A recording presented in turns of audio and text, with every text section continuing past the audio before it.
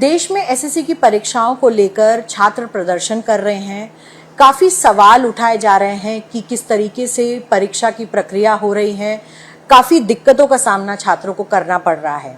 मेरे साथ इस मामले में बात करने के लिए एसएससी के चेयरमैन गोपाल कृष्णन सर हैं। सर, बहुत बहुत शुक्रिया हमसे बात करने के लिए आज तक पर। सर, पहले तो ये बताइए कि इतनी दिक्कतें क्यों आ रही हैं एसएससी एग्जाम्स में, आपके पास क्या कंप्लेंट्स आ रही हैं और इसके लिए आप लोग क्या एक्शन ले रहे हैं? ठीक है, पहले ये बताऊंगा कि एसएससी क्या करता है। एसएससी टेस्ट करता है सिलेक्शन के लिए, और टेस्ट एक टाइप के होते हैं जिसको बोलते हैं कंप्यूटर बेस्ड टेस्ट। और कोई भी संस्था टेस्ट करता है, ये कुछ फैक्टर्स उसको देखना है कि टेस्ट फेयर होना चाहिए, माल प्रैक्टिसेस नहीं होना चाहिए। तो उदाहरण के लिए बताऊंगा, तो अभी तक one major threat in exams is impersonation. कोई सॉल्वर होगा जो किसी और के लिए एग्जाम लिखेगा और किसी को नौकरी दिलवा देगा। कोई होगा, तो ये कई टेस्ट में हो रहे हैं और पकड़े जा रहे हैं। तो इसलिए हमने इस बार पहली बार इस जुलाई 24 2025 से हमने ऐसा किया है कि सारे कैंडिडेट्स दो विषय किया है। एक तो अपने घर बैठे मोबाइल में पूरा एप्लीकेशन कर सकते हैं। इससे पहले तो जिसको भी एसएससी एग्जाम के लिए लिखना है वो सीएससी जाएगा, किसी कंप्यूटर में किसी से करवाएगा। वो मान लीजिए आपका नाम गलत कर दिया, डेट ऑफ बर्थ गलत कर दिया, SC ST स्टेटस गलत कर दिया, तो आपको दिक्कत होगा। तो अभी घर बैठे आप एप्लीकेशन करवा सकते हैं मोबाइल में। दूसरा, एप्लीकेशन देते वक्त आप अपना आधार फेस ऑथेंटिकेशन करते हैं। तो अगर कोई एक्स पर्सन है तो वही एक्स पर्सन आ रहा है एप्लीकेशन के लिए, और एग्जाम में भी आधार ऑथेंटिकेशन करते हैं। तो ये आधार करने की वजह से थोड़ा हद तक ये क्या बोलते हैं इसको, इम्पर्सनेशन तक इफेक्ट होगा। दूसरा, कंप्यूटर बेस्ड एग्जाम में एक वीकनेस है कि बाहर से आपका अगर मशीन कंप्रोमाइज हो गया तो बाहर से आपके टर्मिनल पे कोई आपका टेस्ट लिख सकता है, आपको इंटरनेट सपोर्ट दे सकता है। तो इसको टैकल करने के लिए पहली बार हमने एक गवर्नमेंट का संस्थान है CDAC, तो CDAC को हमने लगा दिया। तो जहां भी अपना टेस्ट होगा तो वहाँ टेस्ट सेंटर पे ये CDAC का नेटवर्क बॉक्स होगा, जो बताएगा कि भाई जो कंप्यूटर इस नेटवर्क में हैं उनकी हालत क्या है, क्या बाहर से कोई अटैक कर रहा है वगैरह। तो ये दो एफर्ट्स की वजह से हम सेंटर्स कर रहे हैं। और दूसरी बात मैं यही कहूँगा कि हमेशा टेस्ट होते हैं तो देश भर ऐसे कंप्यूटर सेंटर्स में होते हैं, लेकिन कई सेंटर्स ऐसे पकड़े जाते हैं हमारे एग्जाम में, रेलवे एग्जाम में, कि चोरी होता है, तो हम उनको स्टॉप करके दूसरे सेंटर ढूंढते हैं। तो इस प्रयास होने के कारण और टेस्ट हमारे जो करता है उस एजेंसी का चेंज के कारण इस बार पहली टेस्ट में थोड़ी दिक्कतें आई हैं कि कुछ स्टूडेंट्स को इधर उधर थोड़ा दूर तक जाना पड़ा, क्योंकि बड़े सेंटर एक जगह पे नहीं मिल रहे हैं तो दूसरे जगह पे छोटे सेंटर मिल रहे हैं। लेकिन ये टेम्पररी प्रॉब्लम है, बाकी कुछ एग्जाम्स के अंदर ये रिसॉल्व होने का संभावना है, कर देंगे। दूसरी बात यह है, आपने बोला प्रॉब्लम्स के बारे में, दूसरी प्रॉब्लम यह है कि कुछ जगह पे, दो जगह पे पर्टिकुलरली एग्जाम कैंसिल हुआ because of a lapse, security lapse. तो एग्जाम फेयर करने के लिए वो एग्जाम हमने कैंसिल किया और उन्हीं जगहों को उसी सिटी में दूसरी जगह पे एग्जाम करवाया, वो भी हो गया। और तीसरा डिफेक्ट है, कुछ जगह पे सिस्टम्स हैंग हो रहा है। अब माउस नहीं चल रहा है, सिस्टम हैंग हो रहा है, बंद हो गया दोबारा। कई लोगों, मैक्सिमम प्लेसेस में ऐसा ही जो हुआ, हमने दोबारा थोड़ा गैप के बाद रिबूट करके कैंडिडेट को मौका दिया और कैंडिडेट ने खत्म कर दिया। कुछ जगह पे पूरा बंद करके रिशेड्यूल किया, मैक्सिमम जगह पे उसी सेंटर में, उसी एग्जाम में मान लीजिए 20 मिनट बाद कुछ प्रॉब्लम आया, उसके बाद रिस्टार्ट करके उसको 1 मिनट नुकसान के बिना करवा दिया। मेन विषय ये है कि पूरे एग्जाम का, पूरे देश भर के सेंटर्स का, पूरे कैंडिडेट्स का लॉग एनालिसिस करते हैं। उसके बेसिस पे अगर कोई कैंडिडेट एक कंप्रोमाइज मशीन से लिखा तो उसका चांसेस नहीं है, उसको हम विड्रॉल कर देंगे, हमेशा करते हैं। और कैंडिडेट को जो भी, मतलब ये इंश्योर करते हैं कि रीजनेबल मौका मिलता है। लेकिन ये तो बिल्कुल मानना पड़ेगा, थोड़ा डिसरप्शन था, और हमारा रोल ये है कि फ्यूचर में ये कैंडिडेट का डिसरप्शन लगभग 0 लेवल पर ले आना। तो सर, अभी जैसे आप डिसरप्शंस देख रहे हैं और आप कह भी रहे हैं, आने वाले अभी अगस्त 13 को एक बहुत ही क्रूशियल एग्जाम्स होने वाले हैं, उसमें इसमें जितने कैंडिडेट थे उससे भी ज्यादा कैंडिडेट्स बैठने वाले हैं। तो द स्केल ज्यादा होने वाली है उसमें, वो कैसे टैकल करने का आप लोग सोच रहे हैं? बिल्कुल, तो अभी हमने ये तो एग्जाम अभी 24 को ही शुरू हुआ, एक हफ्ते में थोड़ा बहुत तक इम्प्रूवमेंट हुआ है। और कई बाकी वीकनेसेस को भी टेक्निकली इम्प्रूव करेंगे और इम्प्रूव करने के बाद ही उस एग्जाम को चलाएंगे। तो वो इम्प्रूवमेंट पे डिपेंड करेगा कि वो एग्जाम पे कैसा होगा, लेकिन ये दिस लेवल ऑफ डिसरप्शन जो है इनटॉलरेबल है, ये बिल्कुल झेला नहीं जाएगा। यस। तो इसके लिए आप क्या एक्शन लेने की सोच रहे हैं? बिकॉज एडक्विटी नाम की जो ये वेंडर है, कहा जा रहा है ऐसे कि इसको ब्लैक लिस्ट किया गया था, इसके बारे में आपका क्या कहना है? नहीं, मेरा यही कहना है कि हम एग्जाम करवाने के लिए कई संस्था पे डिपेंडेंट हैं और सीडैक सरकारी संस्था है, उसको छोड़ के बाकी जो है हम ओपन टेंडर प्रोसेस से सिलेक्ट करते हैं। जैसे एक संस्था है जो एग्जाम प्रोसेस को मॉनिटरिंग एजेंसी है, कुछ संस्था हैं जो हमें कंटेंट क्वेश्चंस देते हैं, एक और संस्था है जो हमारे लिए पूरा आईटी ऐप फॉर्म जैसे मोबाइल ऐप मैंने बताया वो डेवलप करता है। ये सारे लोग टेंडर से चुने जाते हैं। उसी प्रकार में दूसरा एंटिटी जो है एग्जाम कंडक्टिंग एजेंसी, वो भी टेंडर से चुनाया जाता है। इससे पहले वाला एजेंसी का टर्म 24 में खत्म हो गया, उसके बाद नया एजेंसी सेलेक्ट किया गया। अब गवर्नमेंट में टेंडर या रिक्रूटमेंट प्रोक्योरमेंट के प्रोसेस में सारे नियम बहुत स्थापित हैं, ट्रांसपेरेंट प्रोसेस पे करना है। इस टेंडर से के बारे में भी सारे डिटेल्स सीपीपी पोर्टल में है, प्रोक्योरमेंट पोर्टल में क्या टेंडर था, कौन आया, टेक्निकली वैलिडेशन कितने किया, क्या नंबर मिला उसको, उसका रेट क्या था, किसका ऑर्डर था, तो उसी बेसिस पर था। अगर कोई एंटिटी ब्लैकलिस्ट हुआ तो टेंडर प्रोसेस में से निकलता और पकड़ा जाता। तो नॉर्मली मैं ये कह रहा हूँ कि ट्रांसपेरेंट प्रोसेस से सिलेक्शन हुआ है। आप कह रहे हैं कि ट्रांसपेरेंट सिलेक्शन है, लेकिन छात्रों की जो कंप्लेन है उसमें सबसे बड़ी बात वो ये कह रहे हैं कि इससे पहले तो टीसीएस वेंडर था और टीसीएस में भी खामियां थी, लेकिन इस बार खामियां और ज्यादा दिखाई दे रही हैं। मैं यही कहूँगा कि टीसीएस के साथ एक बड़े एंटिटी के साथ एग्जाम करने का स्टाइल अलग था। अभी एसएससी ने जो स्टाइल अडॉप्ट किया है ये सुप्रीम कोर्ट के ऑर्डर के अनुसार है। सारा काम एग्जाम रिलेटेड एक ही संस्था को देने में सुप्रीम कोर्ट ने कहा है कि नहीं करना है, तो इसीलिए हम अलग अलग एजेंसीज को लेके कर रहे हैं। इसलिए जो एक एंटिटी डिलीवरी कर रहा था अब 3-4 एंटिटी इसमें जुड़ के कर रहे हैं, तो इसीलिए ज़्यादा इंटीग्रेशन हो रहा है और ज़्यादा विषय भी बाहर आ रहा है। तो मतलब टेस्ट करने में कोई नई चीज़ नहीं है। Candidate experience should be smooth, test should be fair, there should be no any outside effect. तो उसी प्रयास की ओर कर रहे हैं, लेकिन करने का स्टाइल हम चेंज कर रहे हैं, करना पड़ेगा। मुझे भरोसा, मुझे कॉन्फिडेंस है कि ये इस सिस्टम में मोर स्टेबल होगा और मोर ट्रांसपेरेंसी होगा। तो आप कह रहे हैं कि ये पहली बार ऐसे कर रहे हैं हम लोग, इसलिए टीथिंग ट्रबल्स आ रहे हैं।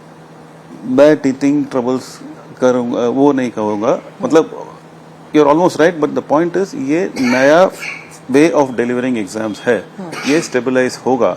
और पहले एग्जाम में ही पहले दिन से अभी 8वें दिन तक ह्यूज ड्रॉप इन डिसरप्शंस है। लगभग कल परसों तो पिछले 2 दिन तो तीनों शिफ्ट्स में मिनिमम नंबर ऑफ डिसरप्शंस है और एक भी जगह कैंसिल नहीं हुआ, एक भी जगह सेंटर में एग्जाम बंद नहीं हुआ। डिसरप्शंस थे लेकिन बहुत कम थे, पहले दिन बहुत ज्यादा था। तो इस 1 वीक के अंदर जो इम्प्रूवमेंट हुआ है, इसके बाद कई सारे चेंजेस और भी कराएंगे और इंश्योर करेंगे कि technically there is no glitch. Sir, एक और कंप्लेन जो ज्यादातर छात्र जिससे जूझ रहे थे वो है लॉन्ग डिस्टेंस सेंटर्स, कि हरियाणा में जो बच्चा है उसको अंडमान निकोबार दे दिया, एक राजस्थान में जो बच्चा था उसको अंडमान निकोबार, काफी मतलब डिस्टेंसेस। ये क्या प्रॉब्लम इस वक्त फेस कर रहे हैं बच्चे? मुझे रिकॉर्ड पे बोलना पड़ेगा, अंडमान निकोबार को 2 ही टाइप के कैंडिडेट स्लॉट किए हैं, जो अंडमान से अंडमान सेंटर मांगा या जो बाहर से अंडमान वाला सेंटर मांगा। बाहर से किसी को अंडमान भेजा नहीं है, नहीं। बिल्कुल नहीं। कोई अगर अंडमान रिक्वेस्ट करता है तो उसको अंडमान एडमिट मिलेगा, तो वही हुआ होगा। बाहर से हमने जबरदस्ती किसी को भेजा नहीं। लेकिन बाकी सेंटर्स में जैसे मैंने कहा, पहले टेस्ट में सेंटर्स करने में मिलने में थोड़ी शॉर्टेज थी, इसलिए डिस्टेंसेस था। हमने सोचा कि टेस्ट को करवाएंगे, शुरू करवाएंगे, लेकिन ये बिल्कुल नहीं है कि सारे टेस्ट में ऐसे ही डिसरप्शन होगा। प्रोसेस चलते चलते ज़्यादा सेंटर पकड़ के करते करते ये होगा कि मैक्सिमम 200-250 किलोमीटर के ज़्यादा किसी को जाने की ज़रूरत नहीं पड़ेगी। लेकिन एक बात भी है, डिसरप्शन इतना तो 200-300 का तो होगा, क्योंकि बड़े बड़े शहर से, बड़े बड़े स्टेट से ज़्यादातर लोग आते हैं, वहाँ सेंटर्स की कमी है, और जहाँ जहाँ बहुत सेंटर्स है वहाँ कैंडिडेट्स की कमी है, तो थोड़ा डिसरप्शन तो हमेशा होगा। हर एग्जाम में यही प्रयास होगा कि मैक्स मिनिमाइज करेंगे। कुछ महीने में हम ये हाल तक पहुँचेंगे, सारे कैंडिडेट से हमने 3 चॉइसेस दिया है, हम अपने पोर्टल पे पब्लिश करेंगे कि कितने कैंडिडेट्स को अपना choice, first choice, second choice, third choice दिया गया और कितने कैंडिडेट्स को अपना चॉइस नहीं मिला। अभी तक हमने ऐसा नहीं किया है। फ्यूचर में we will put that also in the public domain, ताकि जनता को पता लगा कि किसको कितना कहाँ सेंटर मिला। क्योंकि नेचुरली कैंडिडेट दुखी होता है। मान लीजिए 2 लोग दिल्ली से एग्जाम लिखते हैं, एक पर्सन को दिल्ली में सेंटर मिलता है, दूसरे को देहरादून भी मिलता है, वो दुखी होगा। तो उसको अवॉइड करना है। तो फ्यूचर में वी विल पुट इट कि आपका चॉइस के हिसाब से किसको कितना कहाँ सेंटर मिला। पर ऐसा क्यों होता है कि चॉइस के हिसाब से क्यों नहीं मिल पाते? अवेलेबिलिटी, वही उदाहरण आप लीजिए ना। मेरे को देहरादून में 3-4 अच्छे सेंटर मिल रहे हैं, मान लीजिए, उतने कैंडिडेट्स नहीं है।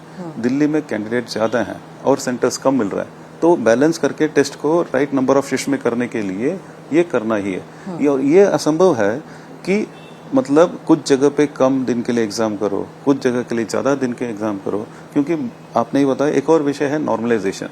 कोई भी एग्जाम मल्टीपल शिफ्ट में होगा तो रिलायबल रिजल्ट लाने के लिए नॉर्मलाइजेशन प्रोसेस करना है। तो उसका मतलब all the shift should be comparable. तो इसको लोड को बैलेंस करने के लिए ये थोड़ा सेंटर डिसरप्शन इनएविटेबल है। मिनिमाइजेशन ऑफ डिसरप्शन अचीवेबल है।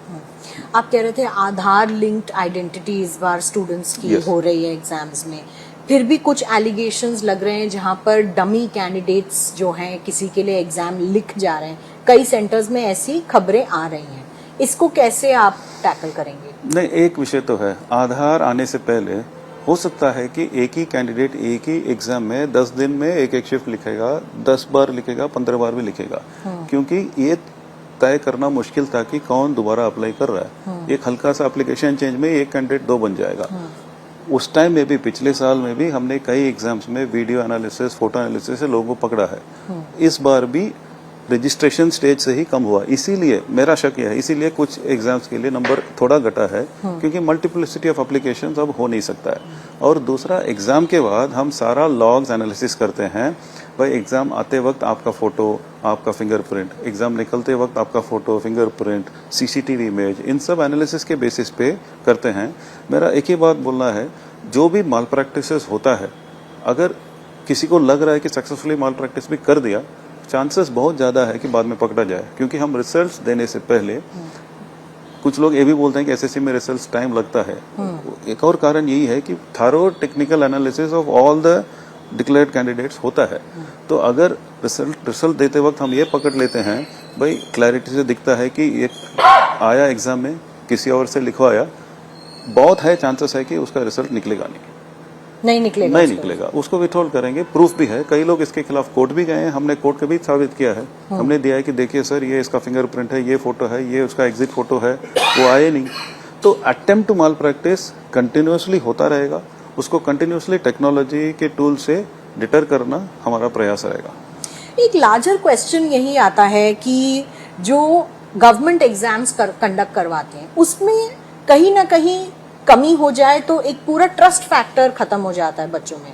तो वो ट्रस्ट फैक्टर बिल्ड करने के लिए या उनको जो है ट्रस्ट करने के लिए आप क्या कदम उठा रहे हैं इस वक्त? नहीं, लाइक जैसे मैंने कहा, ट्रस्ट इज वेरी एसेंशियल। अगर किसी को शक है कि भाई मिसचीफ हो रहा है तो कॉन्फिडेंस ही नहीं रहेगा। वो तो that is the last thing. The only way out is as much transparency as possible.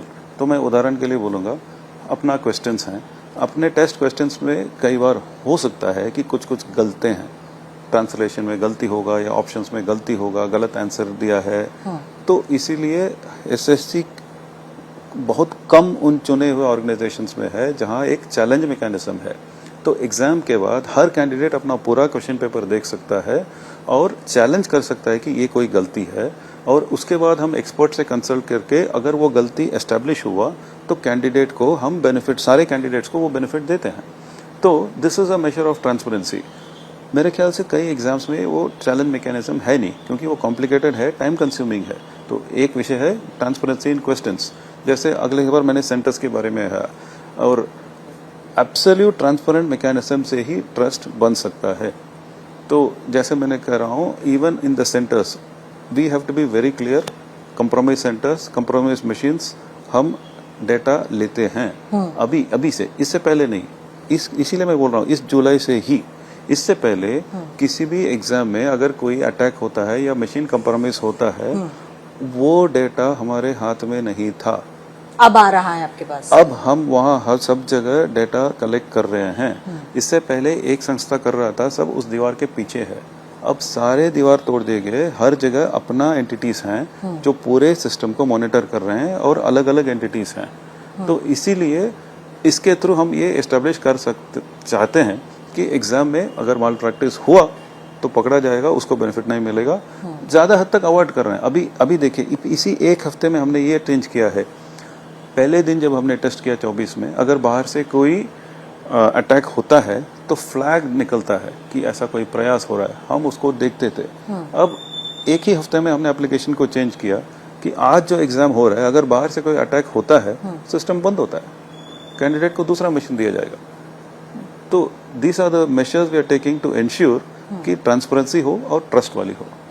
और सर फाइनली जब आपके पास ये डेटा आ रहा है, इन सेंटर्स पे या वेंडर पे आप क्या कार्रवाई करने की सोच रहे हैं? बिकॉज खामियां तो हैं, प्रॉब्लम्स आ रही हैं। It's a very interesting question, because हमारा रिलेशनशिप एग्जाम कंडक्टिंग एजेंसी जो हमने चुना है उसी से सीधा है। और एग्जाम कंडक्टिंग एजेंसी जो है देश भर में कई लोगों से सेंटर किराए पे लेता है और करवाता है।